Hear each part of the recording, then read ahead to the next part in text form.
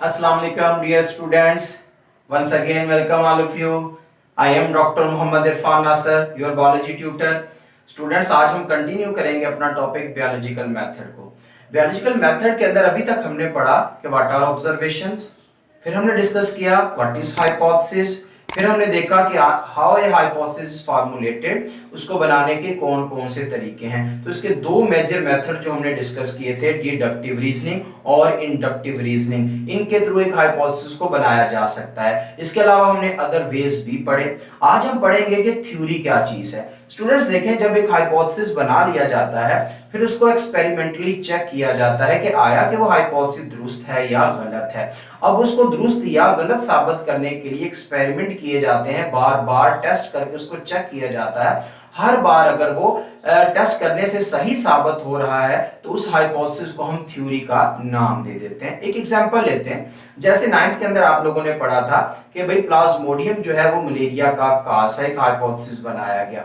अब इस हाइपोथेसिस को एक्सपेरिमेंटली चेक किया गया। कैसे? स्पैरोज के ऊपर चेक किया गया, फिर इंसानों के ऊपर चेक किया गया, उनके रिजल्ट देखे गए। जब रिजल्ट सही आए कि वाकई ही प्लाज्मोडियम जो है जब इंटर होता है बॉडी के अंदर, बेशक वो स्पैरोज है बेशक वो ह्यूमंस है, तो वो मलेरिया का बायस बनता है। तो फिर उस हाइपोथेसिस को क्या नाम दे दिया गया? थ्योरी का नाम दे दिया गया।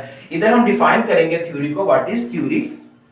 एनी हाइपोथेसिस, कोई भी hypothesis that is tested again and again, जिसे बार बार टेस्ट किया जाए, इवन बीइंग फॉल्सिफाइड, और वो गलत साबित ना हो, इज कंसीडर्ड वेल सपोर्टेड। तो फिर हम ये कहते हैं कि ये टेस्ट जो है फिर इस हाइपोथेसिस को सपोर्ट कर रहे हैं। और दूसरी खास बात, फिर अगर सपोर्ट कर रहे हैं तो इस हाइपोथेसिस को जनरली एक्सेप्टेड, हम एक्सेप्ट कर लेते हैं। फिर क्या होता है? ये जो हाइपोथेसिस है use as basis for formulating further hypothesis. फिर हम क्या करते हैं? इस हाइपोथेसिस को इस्तेमाल करते हैं किसके लिए? फर्दर हाइपोथेसिस की फॉर्मुलेशन के लिए। फिर क्या होता है? Soon there is a series of hypothesis, फिर हमारे पास एक पूरी सीरीज बन जाती है हाइपोथेसिस की, that is supported by the result of many test, जो फिर टेस्ट जो होते हैं डिफरेंट टेस्ट, उसके रिजल्ट इनको सपोर्ट करते हैं। तो फिर ये जो हमारे पास एक सीरीज बनी हाइपोथेसिस की, that is supported by the result of many test, that is called theory. इसे हम क्या नाम दे देते हैं? थ्योरी का नाम दे देते हैं। अब एक एग्जांपल लेते हैं कि किस तरह एक हाइपोथेसिस से फर्दर जो हम है हाइपोथेसिस को बना सकते हैं। तो स्टूडेंट्स देखें कि क्लास के अंदर मेरे पास 10 स्टूडेंट हैं, 10 में से एक स्टूडेंट बड़ा लायक है। अब मैं उसकी तारीफ करता हूं कि ये स्टूडेंट बड़ा लायक है।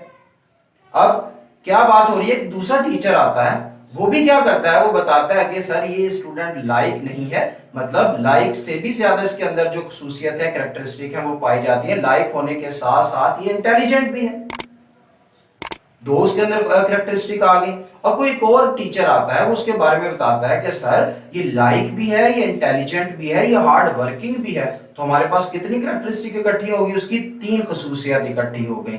और फिर एक और टीचर उसके बारे में ये बताता है कि भाई ये बड़ा मुअद्दब भी है, बड़ा रिस्पेक्टेबल है, ये एहतराम करने वाला है टीचर्स का स्टूडेंट। तो देखें हमारे पास कितने इसके बारे में कैरेक्टरिस्टिक जमा हो गए कि भाई वो लाइक भी है, वो इंटेलिजेंट भी है, वो हार्ड वर्किंग भी है, और वो इज्जत करने वाला भी है। तो देखिए हाइपोथेसिस हमारे पास एक था कि ये स्टूडेंट 10 में से लायक है। अब कितने और नए हाइपोथेसिस बन गए कि वो इंटेलिजेंट भी है, वो हार्ड वर्किंग भी है, और वो इज्जत करने वाला भी है। तो सिमिलरली यहाँ पर यही बात कर रहे हैं कि एक हाइपोथेसिस है जो वो यूज होता है as a basis for formulating further hypothesis, इससे नए नए हाइपोथेसिस भी बनाए जाते हैं। और फिर soon there is a series of hypothesis. पहले हमारे पास एक प्रॉपर्टी थी, एक कैरेक्टरिस्टिक थी, वो थी लाइक होना। अब हमारे पास 4 इकट्ठी हो चुकी हैं। Soon there is a series of hypothesis, फिर हमारे पास एक सीरीज इकट्ठी हो जाती है हाइपोथेसिस की, supported by the result of many test. जिसको कौन सपोर्ट कर रहा है? डिफरेंट टीचर्स जो थे वो सपोर्ट कर रहे हैं कि इसके अंदर वाकई ही एक खसूसियत पाई जा रही है। तो फिर जो हमारे पास चीज आती है, that thing is called theory. इसे हम क्या नाम देते हैं? थ्योरी का। तो स्टूडेंट देखें, थ्योरी गलत भी हो सकती है, थ्योरी सही भी हो सकती है। अब कहते हैं जो गुड थ्योरी होती है उसकी कौन कौन सी कैरेक्टरिस्टिक है। तो देखें गुड थ्योरी की 3 कैरेक्टरिस्टिक होना बड़ी जरूरी है। नंबर 1, एक good theory is predictive in nature. कि जो सही थ्योरी होती है वो किस तरह की होती है? प्रिडिक्टिव होती है। प्रिडिक्टिव का मतलब वो प्रिडिक्शंस देती है कि आगे जाके क्या होगा। जैसे मैंने एक स्टूडेंट की एग्जांपल दी, सारे टीचर्स जो है उसकी तारीफें कर रहे हैं, तो ऑटोमेटिकली वो हमारे लिए प्रेडिक्शन है कि वो आगे इन फ्यूचर जाके क्या करेगा, अच्छा रिजल्ट देगा। तो कहते हैं good theory is predictive in nature and has explanatory power, और इसके अंदर पावर होती है कि वो अपने आप को एक्सप्लेन कर सके, अपने आप की वजाहत दे सके। वो कैसे वजाहत देगी, वो अपने आप को शो करेगा स्टूडेंट पेपर्स के अंदर, बोर्ड के एग्जाम्स के अंदर, कि वाकई ही उसके अंदर ये सारी चीजें पाई जाती हैं। तो गुड थ्योरी के अंदर पहली दो characteristic, it is predictive in nature and has explanatory power. तीसरी जो प्रॉपर्टी है वो इंतहाई इंपॉर्टेंट है। वो कौन सी, most important feature is that it suggests new and different hypotheses, कि भाई ये जो है ये आगे से आगे नए हाइपोथेसिस को सुजेस्ट करता है और पैदा करता है। ये क्या बात हुई, इसको बात को समझते हैं जरा, कि भाई हम उस स्टूडेंट की बात कर रहे हैं जो लाइक है, इंटेलिजेंट है, वो इज्जत करने वाला भी है, वो हार्ड वर्किंग करने वाला भी है। अब एक बंदा आता है, वो कहता है सर कि भाई ये जो स्टूडेंट है ना सिर्फ ये लाइक है, इंटेलिजेंट है, हार्ड वर्किंग है और इज्जत करने वाला है, बल्कि इसका छोटा जो भाई है वो भी बड़ा हार्ड वर्किंग है और इंटेलिजेंट है। तो क्या हुआ, हमारे पास क्या चीज आ गई, it suggest new and different hypothesis. भाई पहले तो एक स्टूडेंट की बात हो रही थी, अब उसके जो छोटा ब्रदर है, छोटा भाई है, उसकी भी बात इसके अंदर दाखिल होगी, कि मतलब इसने एक नए हाइपोथेसिस को जन्म दे दिया। तो कहते हैं ये जो तीसरा हमारे इसके अंदर कैरेक्टरिस्टिक पाई जा रही है, ये सारी मिला के क्या बनता है, it becomes a productive theory. इसे हम क्या नाम देते हैं, प्रोडक्टिव थ्योरी। कि ऐसी थ्योरी जो नए हाइपोथेसिस को, डिफरेंट हाइपोथेसिस को सुजेस्ट करे, that is called productive theory. तो स्टूडेंट ये शॉर्ट क्वेश्चन आ जाता है, व्हाट इज प्रोडक्टिव थ्योरी, तो ये आपको इसका फीचर याद होना चाहिए। या फिर शॉर्ट क्वेश्चन आ जाता है, डिफाइन इन द या define characteristic of the good theory. Define कर दे गुड थ्योरी को, या write down the characteristics of a good theory, या गुड थ्योरी की कैरेक्टरिस्टिक को बयान करने। तो ये तीन थी हमारे पास कैरेक्टरिस्टिक। तो ये था हमारे पास थ्योरी का पोर्शन। जब एक थ्योरी बन जाती है, अब थ्योरी की एग्जांपल देखें, जैसे हमने फर्स्ट ईयर के अंदर पढ़ेंगे जाके आगे प्रेशर फ्लो थ्योरी, ये थ्योरी की एग्जांपल है जो प्लांट्स के अंदर होती है, कि किस तरह जो है फूड मटेरियल ट्रांसपोर्ट किया जाता है to different parts of the plant. तो इसकी एग्जांपल हमारे पास क्या है, थ्योरी की प्रेशर फ्लो थ्योरी। अब जब थ्योरी बन जाती है फिर क्या होता है, कहते हैं तब भी टेस्ट चलते रहते हैं। टेस्ट चलते रहेंगे, किस लिए चलते रहेंगे, ताकि वो कोई थ्योरी के अंदर किसी किस्म का आप कह लें कि अब हार्म मौजूद है कि वो गलत साबित हो जाए। तो यही बात हम इधर करेंगे, जब थ्योरी हमारे पास बन जाती है, टेस्टिंग गोज ऑन, जो टेस्टिंग का प्रोसेस है वो चलता चला जाता है। Many scientists take it as a challenge, बहुत सारे साइंटिस्ट इसे एज ए चैलेंज के तौर पर लेंगे, किस लिए, टू डिस्प्रूव द थ्योरी, कि वो इस थ्योरी को गलत साबित कर दे। इसकी एग्जांपल ऐसे लेते हैं कि वो जो एक बड़ा अच्छा स्टूडेंट था, हर टीचर उसकी तारीफ कर रहा है, तो भाई उसके क्लास के कुछ दूसरे स्टूडेंट्स भी होंगे जो उससे जेलस हो रहे होंगे।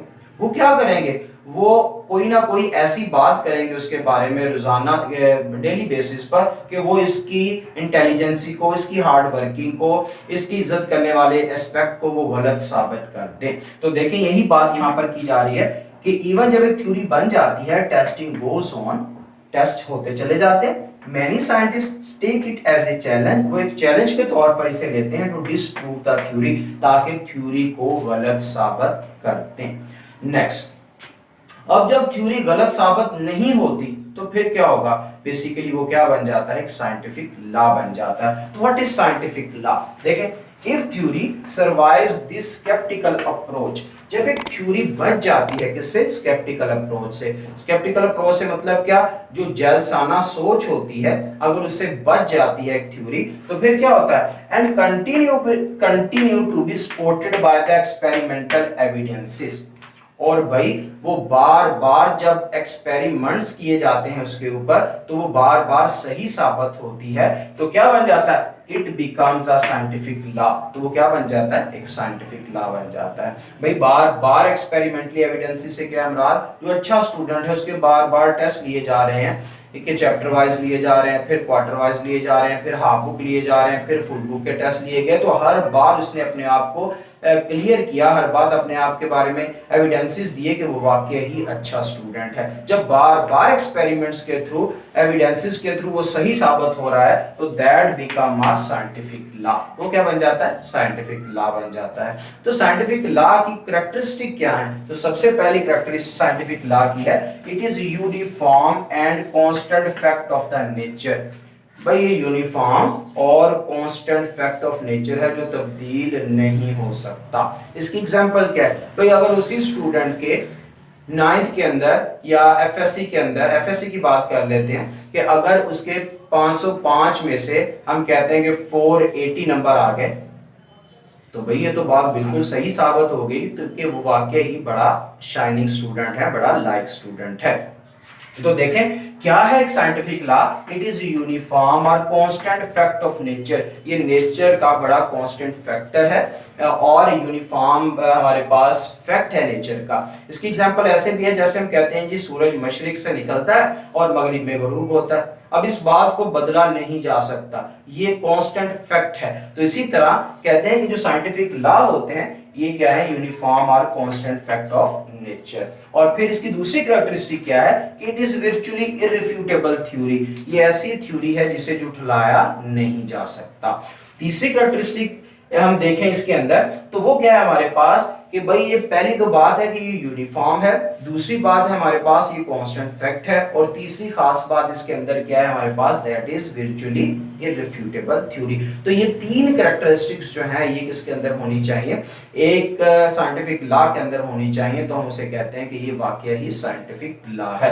लास्ट पे इसकी एग्जांपल्स हमारे पास क्या है साइंटिफिक लॉ की? वो है हार्डी-वेनबर्ग लॉ, और दूसरी हमारे पास एग्जांपल है इसकी मेंडल्स लॉ ऑफ इनहेरिटेंस। तो ये दो ही बायोलॉजी के अंदर लॉज हैं, हार्डी-वेनबर्ग लॉ और Mendel law of inheritance. Last में हम बात करेंगे कि एक लाइन लिखी गई, biology is short in laws because of elusive nature, कि बायोलॉजी के अंदर लॉज की बहुत कमी है बिकॉज ऑफ इल्यूसिव नेचर। इसका क्या मतलब?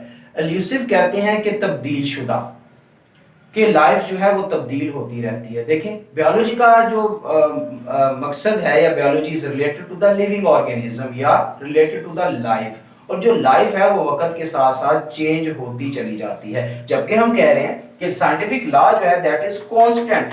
ये क्या चीज है? यूनिफॉर्म रहता है और कांस्टेंट रहता है। दूसरी तरफ हम बात करें बायोलॉजी के अंदर कि लाइफ जो है वो चेंज होती चली जाती है। अब लाइफ चेंज होती चली जाती है, इसी वजह से बायोलॉजी के अंदर लॉज की कमी है, क्योंकि laws are the constant and uniform fact of the nature. अब लाइफ के चेंज होने की वजह से बायोलॉजी के अंदर लॉज जो हैं वो बहुत कम है। और वो कितने लॉज हैं? अभी तक दो ही लॉज हैं, एक है हार्डी-वेनबर्ग लॉ, दूसरा कौन सा है? Mendel law. तो ये था स्टूडेंट हमारे पास आज का टॉपिक, जिसके अंदर हमने डिस्कस किया थ्योरी को और साइंटिफिक लॉ को। Thank you very much.